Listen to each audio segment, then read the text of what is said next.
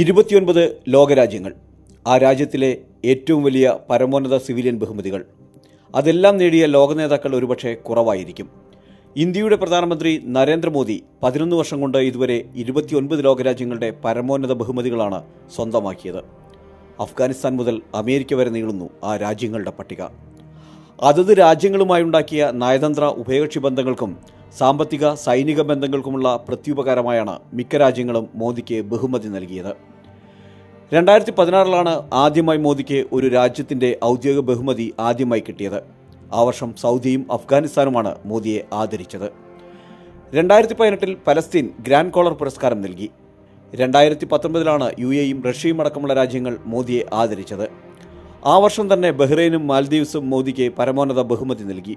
പിന്നാലെ 2020 അമേരിക്കയും മോദിയെ സിവിലിയൻ ബഹുമതി നൽകി ആദരിച്ചു. ലീജിയൻ ഓഫ് മെറിറ്റ് പുരസ്കാരമായിരുന്നു അമേരിക്ക മോദിക്ക് സമ്മാനിച്ചത്. തൊട്ടടുത്ത വർഷം അയൽരാജ്യമായ ഭൂട്ടാനും മോദി എന്ന നേതാവിനെ പുരസ്കാരം നൽകി ബഹുമാനിച്ചു. 2023 Greece, France, Palau, Egypt, Papua New Guinea, Fiji എന്നീ രാജ്യങ്ങളും മോദിയെ ആദരിച്ചു.